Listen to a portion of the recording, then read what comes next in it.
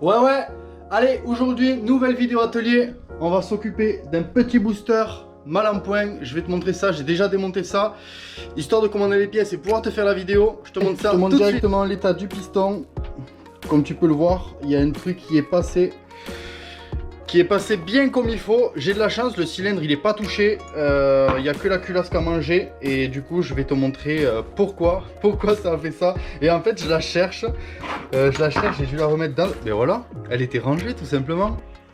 Voilà, petite cage à aiguilles qui a bouffé les aiguilles. Et pourquoi elle a bouffé les aiguilles? C'est toujours une conséquence, dans un moteur quand ça casse, il y a toujours plusieurs choses qui cassent. Et ça a été causé par ça. Si tu vois, on voit... Putain, j'arrive pas à stabiliser. Bon voilà.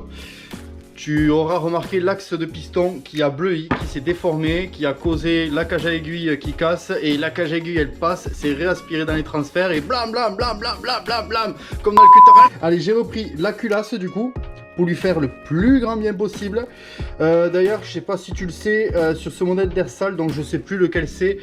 Je sais que j'ai dû commander le piston de Big Bore avec les numéros de série, tout ça. Donc culasse rentrante, ça c'est vraiment un petit détail qui est pas mal sur les boosters. Ça fait comme du gros cylindre de nitro en fait.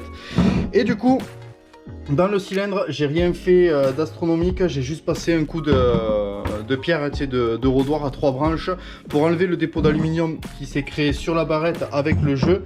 Ouais, je sais pas si tu l'as remarqué, mais du coup, c'est tout à fait normal. Quand un piston il prend du jeu sur la barrette, il y a forcément un point d'appui et forcément ça vient marquer. Mais c'est du dépôt d'alu généralement, tu peux le voir, la marque elle est quasi inexistante maintenant, c'est juste du frottement, donc ni quasi le RAS.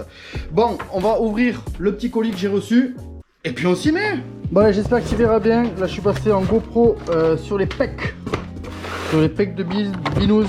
Allez, de la petite gaine thermo rétractable, j'en avais besoin. Ça c'est pour le blaster. Prochaine vidéo peut-être. Pour l'avant, en double, rainuré. Des bougies, parce que je règle mes trucs trop riches et du coup ça crame des bougies. Voilà, c'est pour le blaster en partie. Là, une petite bougie de rechange toujours pour le booster en B9.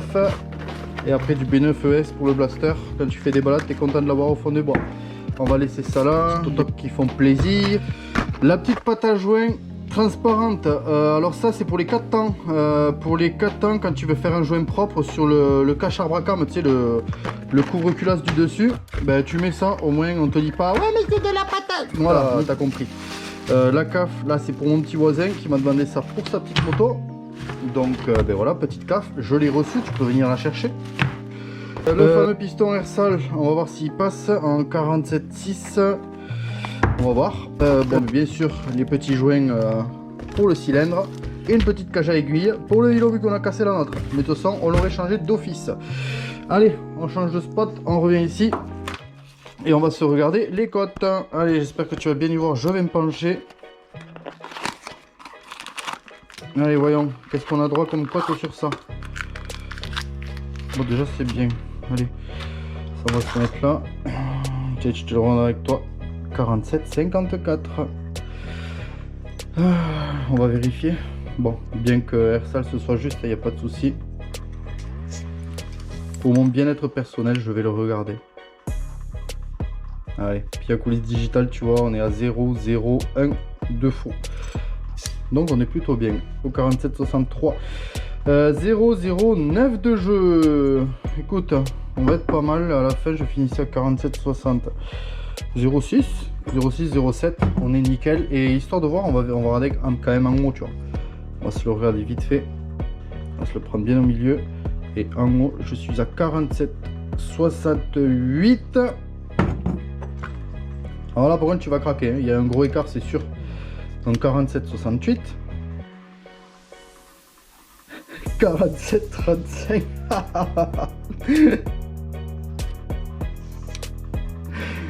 On va pas serrer au premier démarrage. Hein. Allez bon, c'est pas grave, c'est parti.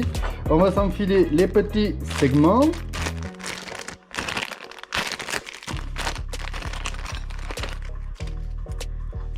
Allez, On le dira jamais assez, mais l'écriture, elle est toujours au nord. Tu vois la petite écriture là, écrite DY, je sais même pas ce que c'est.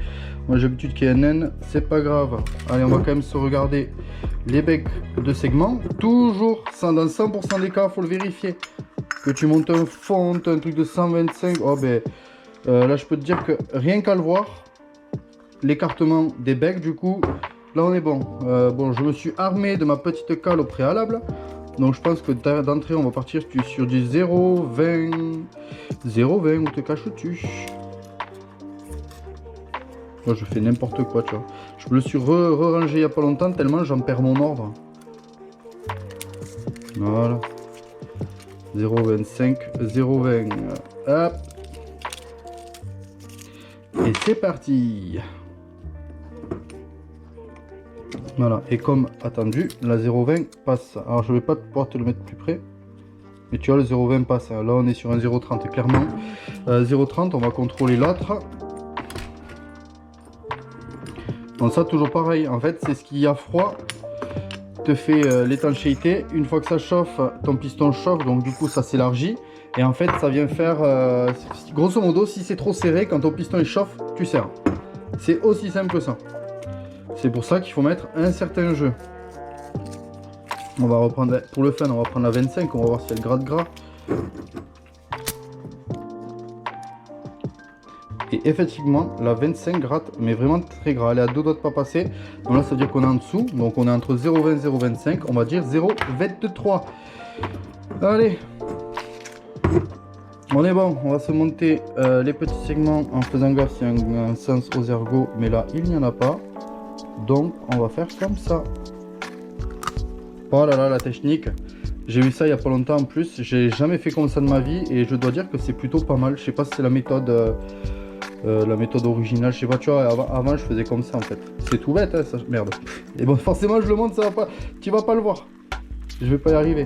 Tu foutais dans ta gorge et ici tu viens le pousser, en fait. Ça va pas changer grand chose. Tant que tu as le sens que tu fais pas ça comme un enculé, tu viens caler aux ergots.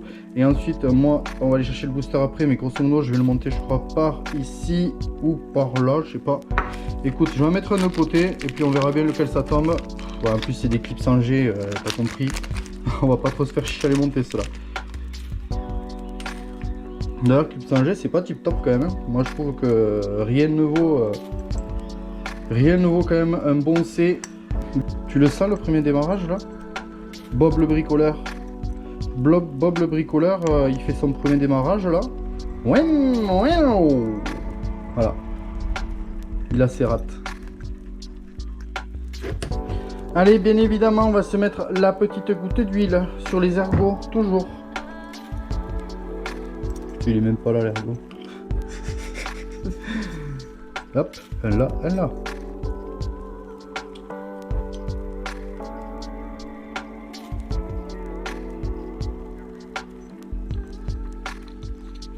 Ouh, dextérité peanuts. Ouais, ça me met un peu sur les jupes, tu vois, manière. On va lui lubrifier un petit peu l'oignon. Hop. On va se garder ce bouchon à proximité. Hop. Voilà. Moi, j'aime bien présenter ça. Ah ouais, c'est bon. Ça glisse. Ça glisse, ça glisse. Et j'arrive même plus à le rentrer. Trop gonflé le truc.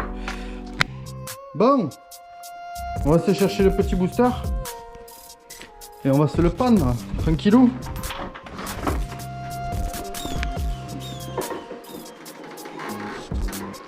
Voilà, et il n'y a pas la béquille, celui-là j'avais oublié.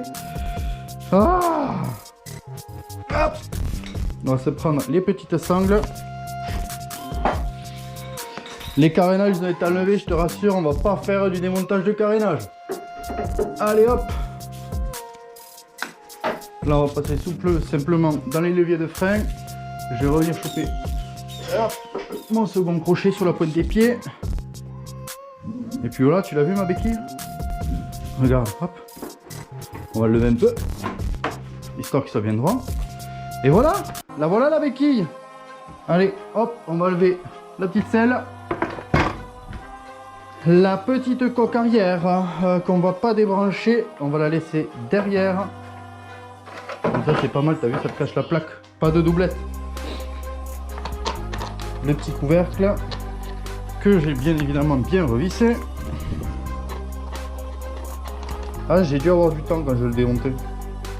Quand j'ai fait ça méticuleusement. Hop.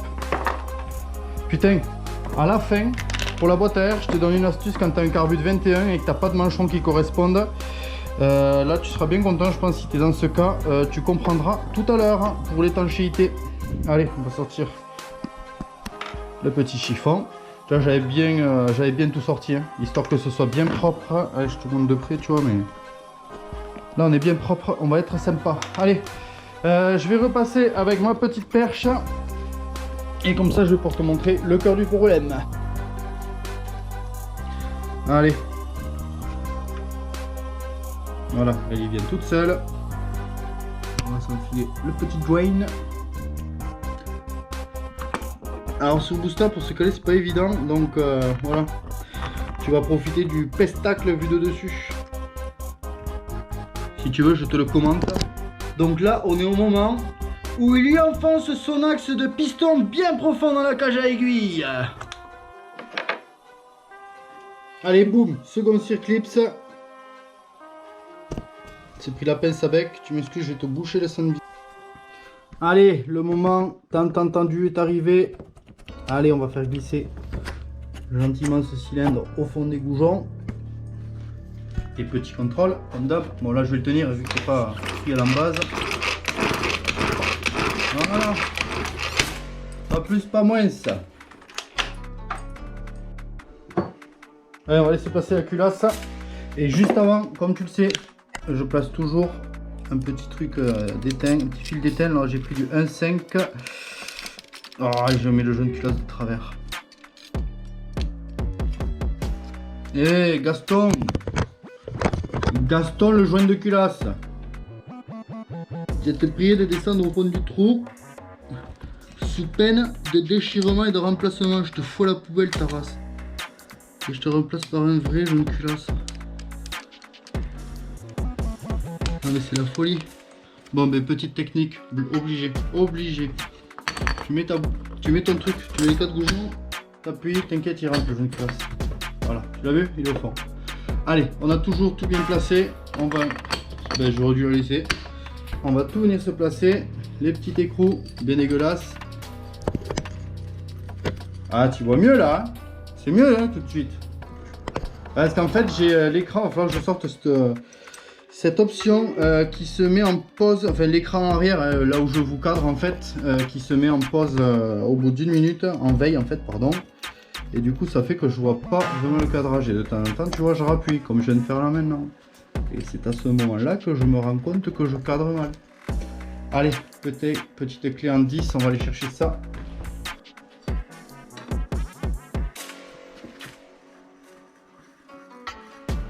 Voilà, et là on va pas serrer comme des fous. Et par contre bien important, hein, je sais pas si je vous l'avais dit sur des anciens moteurs, le serrage en croix, c'est pas une légende les amis. Parce que sinon tu vrilles ta culasse. Tu brilles ta culasse, tu pinces pas comme il faut ton joint de culasse. Voilà, et puis après tu as des pchit. Alors sur un refroidissement air, c'est pas diabolique, tu vas entendre pchit, tu sais que tu changes ton joint de culasse. Sur un moteur liquide, ben, tu te retrouves du liquide partout. Et ton premier démarrage, ça marche pas, t'ouvres et t'es plein d'eau. Bon allez, pendant c'est encore humoristique.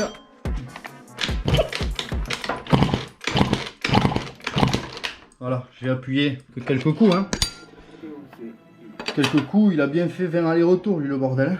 Voilà, je viens de dévisser. Et je te reprends, on va mesurer. Voilà, et je te le dis avant de démonter la culasse, histoire que tu dises pas que je m'arrange les choses, mais le squish préconisé sur ce cylindre, c'est 0,8, donc 0,80 mm. Je vais choper mon petit truc. 1,35. 1,35, on va prendre l'autre côté.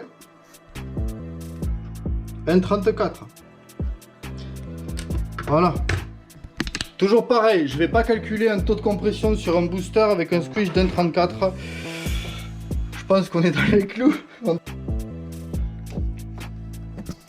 Allez, et comme je te l'ai promis, je vais te donner cette fameuse astuce pour passer de la boîte à air d'origine sur un carbu 21 d'Elorto. Parce que là, on est sur un 21, alors c'est un PHB G21 DS. Voilà, diesel sport. Allez, bon, on va commencer et on va s'enfiler le petit carbu, le gros carbu. Hein. Sur du 70, très très bien. Du 70 à lui, petit 21, des familles.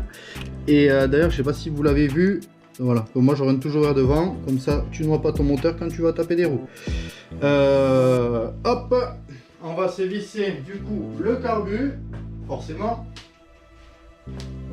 Voilà, moi, je laisse le collier d'origine parce que j'ai les tournevis qu'il faut. Ah, d'ailleurs, j'avais pas trop dévissé. Écoute, on va rester comme ça. On va se le faire venir un peu quand même. Yeah. Ah, je suis désolé, tu peux pas tout voir. Là, si tu le vois pas, c'est normal. La GoPro ne traverse pas les carburateurs quand elle le regarde. Allez, une fois qu'on est bien vissé, je vais te montrer enfin ma petite astuce. Ah bah d'ailleurs, qu'est-ce que j'ai foutu? Ah mais j'ai mis les vis dedans.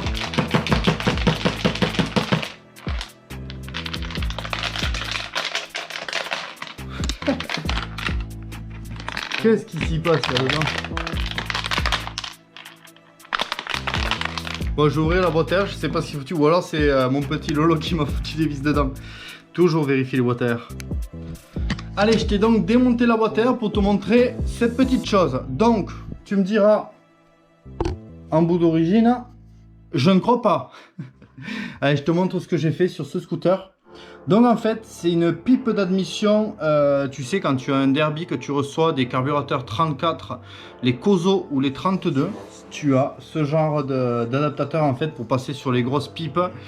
Et du coup, très franchement, sans zéro modif, ça passe du beurre. Donc si tu vois le caoutchouc tout autour, il fait le même diamètre que la boîte à air si tu enlèves le manchon d'origine. Et tu viens te fixer avec deux vis de l'intérieur, que tu vois ici, qui ont dépassé très légèrement. Et là, ça fait un petit moment qu'il roule avec. Et comme tu peux le voir, carbu nickel. Je ne l'ai pas nettoyé pour le coup. Carbu nickel, tout est parfait, c'est étanche à la pluie. Donc est-ce que je reviendrai sur ce système? Très certainement. Cette pipe, ça doit s'acheter dans le commerce pour 10 balles. Franchement, quand tu vois le prix d'un raccord, c'est 3 € je crois. Mais en fait, j'ai toujours été emmerdé sur les boosters quand il y avait du carbu PHBG parce que ça faisait pas étanchéité. Tu étais obligé de mettre, en fait, sur ce carbu, là, tu viens normalement visser un truc, mais tu étais obligé de le sortir. Tu mettais un embout de cornet ou tu venais remettre ton truc d'origine. Une vraie merde. Donc voilà, moi je fais ça et je te montre. Donc du coup, je vais m'enlever les petites vis. Ouais, je te le montre en concret, c'est ce que je voulais dire. Tu as vu, en live et direct. Regarde. Oh! Oh là là! Ça passe! Voilà. Et derrière, donc je sais pas si tu vas le voir, je te montrerai peut-être par-dessus. Hop! Et mon collier, tu vois, je viens le visser comme en fait si je vissais n'importe quel cornet, n'importe quel truc. Et puis voilà.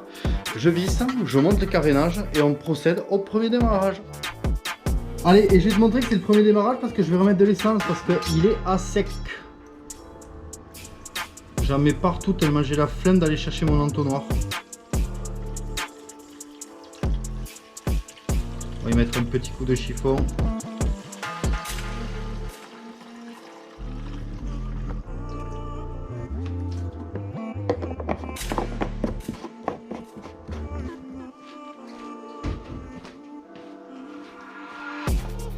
Allez, petit coup de chiffon. Enfin, je me lave les mains aussi après.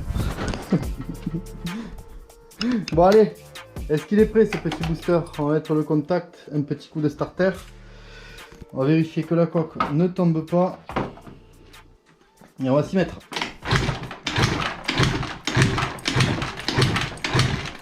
Ah oui, c'est vrai, celui-là c'est une dépression, du coup le carbu, il y a les deux tuyaux branchés, tu le vois. Non, il va falloir pomper un petit peu avant quand même.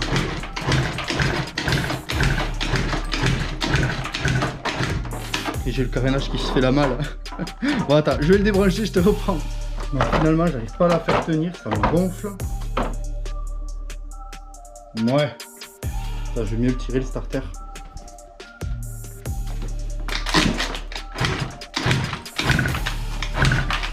Ouais. Voici le réflexe, c'est quand tu fais un truc. Oh!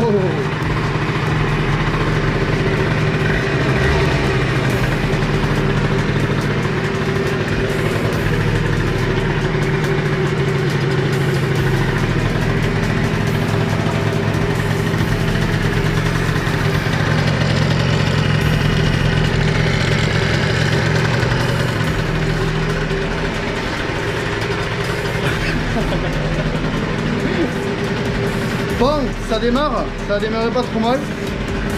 Je suis assez content. Bon, mais remontage et rodage. Allez, moi je me suis tout remonté et je t'ai pas dit une particularité dans ce que je t'ai montré pendant que tu démarrais.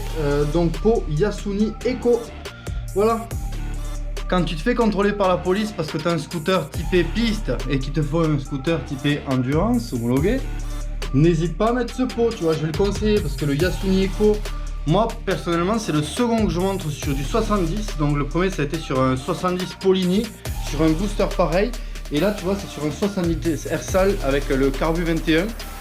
Alors si je devais comparer, juste avant il y avait un pot Yasuni R. Le R va chercher beaucoup plus dans les tours, il prend plus de tours le scooter. Le couple, comme tu le sais, sur un pot de détente, il y en a un peu moins, mais c'était compensé par le 70. Là, avec ce pot, donc perte de vitesse de pointe, il a perdu une dizaine de km/h à peu près par rapport à l'allonge moteur. Par contre, le couple, il y a des gens qui passent, et oui, j'habite dans un village. Je disais oui, donc avec par contre ce pot, beaucoup de couple, j'ai pas changé les réglages variations, rien quand je l'ai monté. Le truc à bas régime, waouh, un couple incroyable, à la limite de l'accroche de la variation, tu vois.